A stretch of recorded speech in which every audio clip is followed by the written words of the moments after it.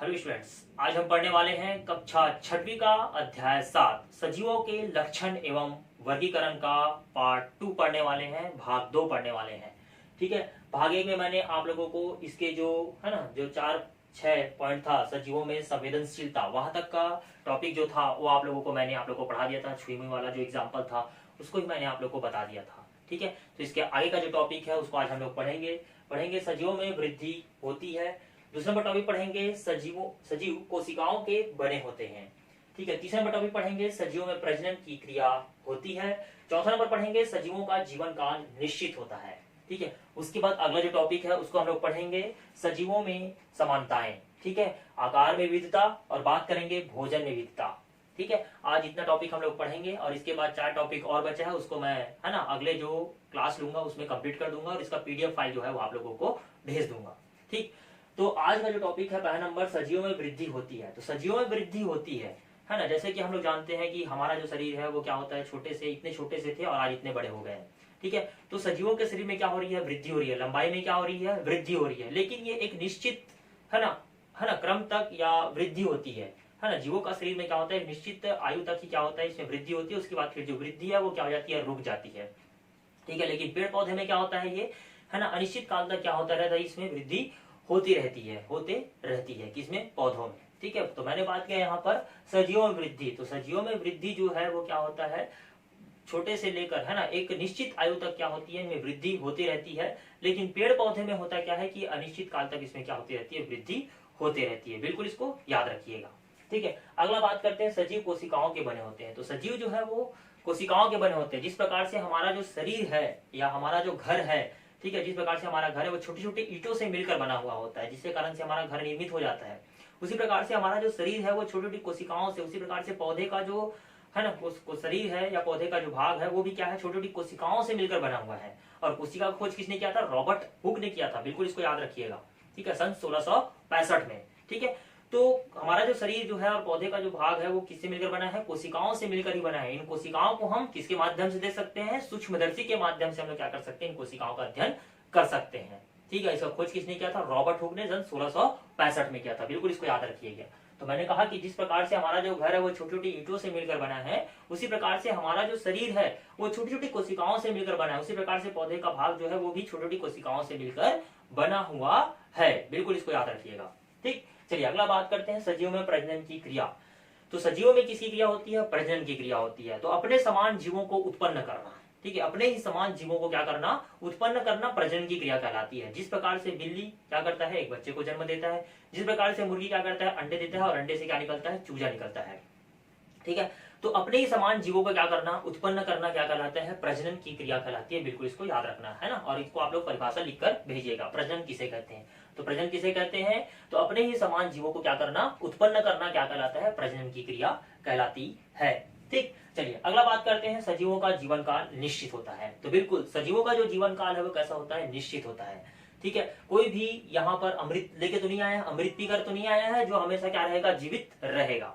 ठीक, तो अपना जो जीवन काल है ना वो कैसा होता है, निश्चित होता है।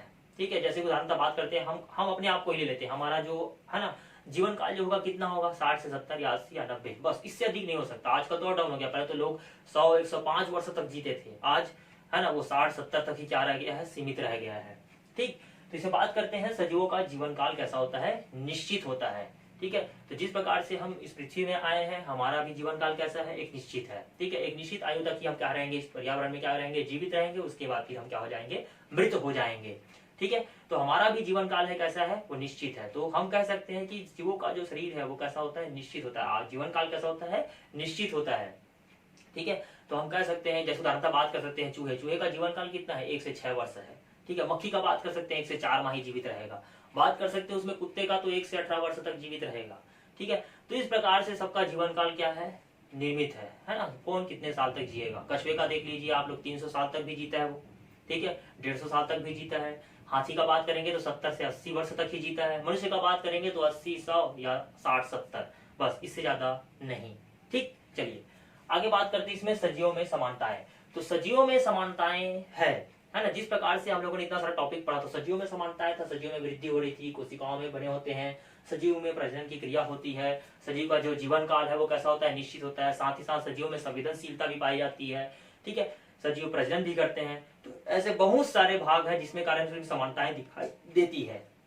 सजीव में समानताएं दिखाई देती है कि, है ना, उसमें प्रजनन हो रही है, गति हो रही है, सब आकार से हम क्या कर सकते हैं कि सजीव में समानताएं हैं, ठीक है। लेकिन अगर हम किसी आकार आवास की बात करते हैं, जैसे कि बात कर देते हैं केवल स्थली का बात कर देते हैं, तो स्थल में अगर हम प्रचलन का बात करें तो जीव जो है वो किससे चलता है, पैरों से चलता है, ठीक है। अगर हम किसी जीव का बात करते हैं, मनुष्य की बात कर लेते हैं, अपने आप का ही बात कर लेते हैं, हम किससे चलते हैं, पैरों से चलते हैं।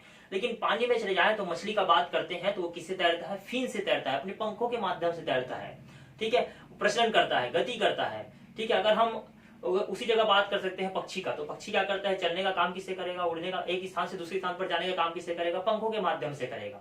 तो स्थल में अगर हम बात करते हैं तो जो मनुष्य है वो चलने का प्रोसेस किससे करेगा, गति किससे कर रहा है, वो पैरों से कर रहा है। अगर हम पानी में बात करें तो मछली का बात करते हैं तो वो किससे करता है, फीनों से करता है, ठीक है। अगर उड़ने वाले बात करें या एक स्थान से दूसरे स्थान तक जाने के लिए बात करें तो हम पक्षी का बात कर सकते हैं, जो पंखों के माध्यम से क्या करता है, एक स्थान से दूसरे स्थान पर प्रचलन करता है, गति करता है। तो इस प्रकार से उसमें विविधता पाई जाती है। तो उस विविधता के आधार पर ही हम इसको 3 भाग में बांट देते हैं, ठीक है। तो आज मैं इसका पहला और दूसरा भाग आप लोग को पढ़ा रहा हूं। पहला नंबर है आकार में विविधता और दूसरा नंबर बात करेंगे भोजन में विविधता। तो आकार में विविधता, ठीक है, हमारे इस पर्यावरण में बहुत सारे जीव हैं, छोटे जीव से लेकर बड़े जीव तक निवास करते हैं, ठीक है। उनमें आकार में विविधता पाई जाती है। जिस प्रकार से अगर हम बात कर सकते हैं, हम अपने आप को देखते हैं तो हम कहते हैं कि हाँ, हम अपने आप को क्या कर सकते हैं, देख सकते हैं। उसी प्रकार से अगर हम बात कर सकते हैं, किसी चींटी को देखते हैं तो चींटी को हम क्या कर सकते हैं, नग्न आंखों से देख सकते हैं। या किसी चावल में कोई कीड़ा है तो उसको भी हम क्या कर सकते हैं, अपने नग्न आंखों से देख सकते हैं। लेकिन इससे भी छोटे जीव हमारे पर्यावरण में क्या है, पाए जाते हैं। छोटे जीव जैसे कि बात कर सकते हैं, हम किसी तालाब या पोखर के पानी को क्या कर लेते हैं, एकत्रित कर लेते हैं और लाकर उसे क्या करते हैं, स्लाइड पर एक बूंद लगाते हैं और उसे सूक्ष्मदर्शी की सहायता से देखते हैं। तो उस सूक्ष्मदर्शी में हमें बहुत सारे, है ना, छोटे मोटे कीड़े मकोड़े जो है वो तैरते हुए दिखाई देते हैं।